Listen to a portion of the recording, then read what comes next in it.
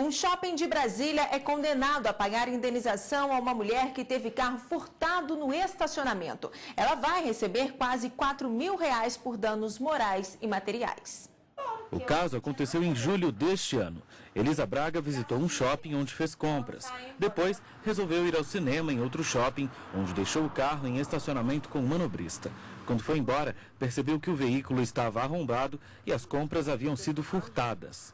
Eu fui até o segurança mais próximo que estava do carro e relatei que meu carro já estava aberto, né, e que tinha ocorrido o furto.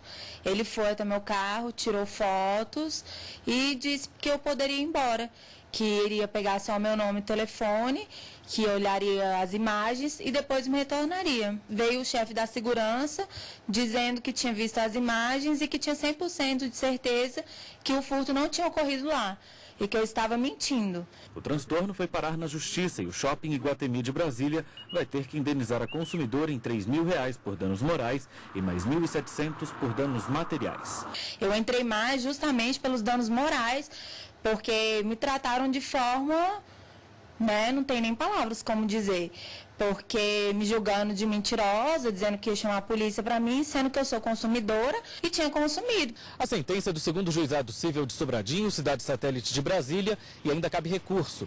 Mas a juíza que analisou o caso usou os mesmos argumentos do Superior Tribunal de Justiça em uma decisão anterior. Quando é violado o dever da guarda, o estabelecimento comercial deve ser responsabilizado, e tanto faz se o estacionamento é gratuito ou pago. Em seu favor, o shopping tentou argumentar no processo que as compras não tinham sido feitas no estabelecimento e, portanto, não tinha responsabilidade sobre o furto. O advogado conta como foi comprovada a razão da estudante no caso. Na verdade, a questão foi mais fática, porque eles estavam contestando a entrada e a saída nos horários que a consumidora, né, a Elisa Helena, ela teria dito que teria entrado no shopping para fazer o seu passeio, etc. Mas ela tinha os cupons fiscais da entrada e da saída que demonstravam cabalmente que o furto foi realizado naquele momento, de acordo com o boletim de ocorrência. Eles estavam contestando justamente a presença dela no estacionamento no momento do furto. Agora uma coisa é certa, desde então, Elisa nunca mais teve tranquilidade ao deixar o carro em estacionamento de shopping.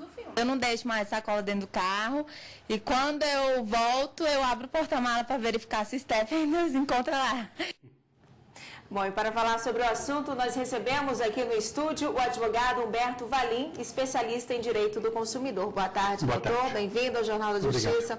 Bom, independentemente do que tenha ocorrido no estacionamento, tanto o shopping ou quem é responsável pelo estacionamento demora um pouquinho para resolver, ou seja, não resolve de imediato. A solução é o quê? Procurar a justiça? Sim, o direito não socorre aos que dormem. O melhor é o consumidor, munido de todas as provas, recorrer sim. E na grande maioria dos casos, no próprio juizado especial se resolvem esses casos. Pois é, o estacionamento sendo pago ou não, ele tem responsável pelo que acontecer lá dentro, né? Independente se é pago ou se por cortesia, a partir do momento que você estaciona e o empresário, o lojista, o dono do shopping usa esse estacionamento como vantagem, um diferencial para atrair consumidores, ele é responsável por vigiar e por guardar o seu veículo. E outros sinistros acontecidos no estacionamento? Por exemplo, um terceiro vai e bate no meu carro e foge. O que acontece? O estacionamento vai ser responsável por isso ou não? Ele é responsável pela guarda. Se não é possível identificar o terceiro, o shopping, a loja, o estacionamento, enfim, ele é solidário e responde pela recuperação, por arranhões, eventuais furtos, enfim. Uma vez o veículo estacionado nas dependências da loja ou do shopping, o dever de guarda e vigilante é total do estabelecimento. Pois é, mas aí no caso de uma batida, quem bateu vai ficar de alguma forma impune? Não sendo possível a identificação de quem bateu, ele vai ficar impune, mas o shopping se responsabiliza, o dono do estacionamento se responsabiliza e se vier a identificar esse terceiro, poderá sim entrar com ação regressiva de cobrança desses prejuízos de quem de fato causou o dano. Pois é, eu teria o direito então de solicitar ao shopping as imagens do circuito de segurança deles para tentar verificar a placa daquele veículo?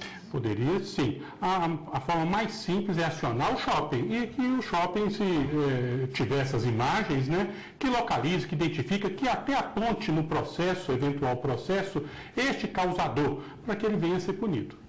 Bom, e agora vamos responder a uma pergunta gravada nas ruas sobre o tema de hoje. Vamos ouvir. Eu sou Edson, sou corretor, e eu queria saber se o shopping é obrigado a cuidar do meu carro, mesmo avisando que ele não se responsabiliza.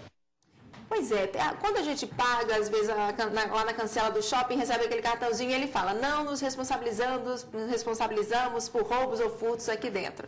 E aí, essa prática é legal, é justa ou não?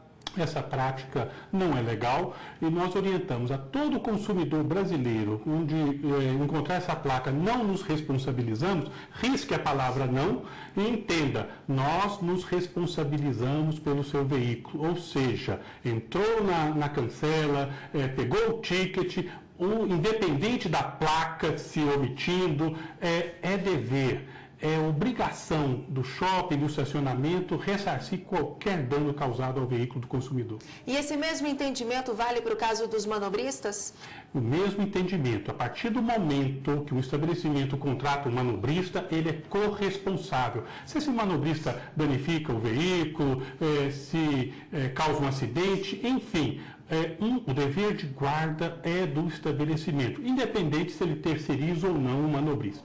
Agora, e se eu perder esse cartãozinho, esse ticket de estacionamento, o shopping pode me cobrar o valor pela perda desse cartãozinho? Pode. Se o cartão não for um cartão de papel, for um cartão com chip, de plástico, ele pode cobrar o custo do cartão. Não é razoável, se o cartão é de papel, ser cobrado alguma coisa. Enfim, em caso de perda, a regra é não pagar pela devolução do ticket, pagar pelo tempo utilizado no estacionamento. Agora, o que o estabelecimento não pode fazer é cobrar uma taxa pela perda do cartão, né? Porque alguns costumam cobrar, além do valor físico daquele materialzinho, algo a mais, uma taxa que chega a ser às vezes abusiva, né? É abusivo, qualquer cobrança além do razoável, ou seja, 1 hora de estacionamento. Perdeu o cartão, 1 hora de estacionamento é razoável a cobrança, independente de devolução ou não do dito cartão, se magnético ou de papel. Tá certo, e vamos agora a outra pergunta feita nas ruas pela nossa equipe. Confira. Sou Alberto, sou podólogo. Eu gostaria de saber se eu deixasse a porta do meu carro aberta, furtar algum objeto do meu carro, a responsabilidade seria minha ou do shopping? Isso às vezes acontece bastante, né? A gente sai do carro, acaba deixando um vidro aberto, uma porta sem estar trancada, e aí? Se sumir alguma coisa, mexerem no meu carro, o shopping vai ser responsável por isso? A responsabilidade sempre é do shopping, sempre é do estacionamento, independente se é aberto ou não. Nesse caso, o consumidor deve ficar atento para que o ônus da prova de que o furto ocorreu nas dependências do estabelecimento ou do shopping é dele. Então, muito cuidado. Ao deixar o veículo aberto, a prova de que houve o furto deve ser robusta para que caracterize a responsabilidade do estabelecimento. Agora, com relação ao preço que é cobrado nesses estabelecimentos, muitos shoppings costumam colocar lá tantos centavos por minuto. Eles podem fazer a cobrança dessa forma? Podem fazer a cobrança desta forma. O que é um abuso é a forma de apresentação desse valor. É um abuso, o Ministério Público deve ser mais enérgico, em alguns estados está sendo omisso. A cobrança não pode ser divulgada como minutos. Não é razoável perguntar o seu peso e você dizer, eu tenho 50 mil gramas. Não, você tem 50 quilos. Não é razoável perguntar a sua idade e dizer, olha, eu tenho 240 meses. Não, você tem 20 anos. Enfim, a cobrança deve ser feita em horas, R$3 a hora. Se R$3 a hora significa 5 centavos um minuto, ok, mas não é razoável informar o consumidor que o preço da entrada no estacionamento é 5 centavos um minuto. Deve informar de forma clara, como determina o Código do Consumidor, que o preço da hora é R$3 e vai ser cobrado proporcional, obviamente, aos minutos utilizados. Tá certo, e vamos agora conferir outra pergunta gravada nas ruas. Vamos ouvir. Sou Maria Auxiliadora, sou técnica em enfermagem. Se chegar ao shopping, no estacionamento, deixar meu carro e arranhar meu carro ou furar os pneus, o shopping também tem culpa? Era aquilo que a gente estava falando, né? O shopping vai ter culpa por conta disso? Tem culpa, independente de culpa ou não, né? É responsabilidade objetiva. Arranhou, furou o pneu, enfim. o consumidor deve estar atento que guarde as provas, guarde os recibos de compra, os horários, cupons fiscais, o ticket, enfim, a responsabilidade sempre é daquele que guarda, daquele que vigia, no caso, o shopping e o estacionamento. Numa situação dessas, é válido eu acionar o seguro do meu veículo ou não? É válido e, veja bem, se houver algum pagamento de franquia, este pagamento, qualquer dano, no caso, uma recomposição dessa franquia, deve ser imputada ao estacionamento, ao shopping, enfim. O estacionamento é responsável, em eventual caso, até pelo pagamento da franquia. Pois é, aqui na nossa entrevista a gente abordou mais a questão dos shoppings, estabelecimentos comerciais. Mas e num condomínio? Quando um sinistro acontece no estacionamento dentro de um condomínio ou na garagem de um prédio, o entendimento é o mesmo ou não? Depende. A convenção do condomínio é a regra entre as partes. Se aqueles moradores decidirem que a responsabilidade é do condomínio, sim, um furto, um estrago, porém, na grande maioria dos casos, os próprios condôminos que vivem naquele prédio, edifício, enfim, decidem que qualquer dano causado não é de responsabilidade do condomínio, e sim daquele que deu causa. Tá certo, doutor. Muito obrigada pela participação do senhor e tenha uma boa tarde. Boa tarde, obrigado.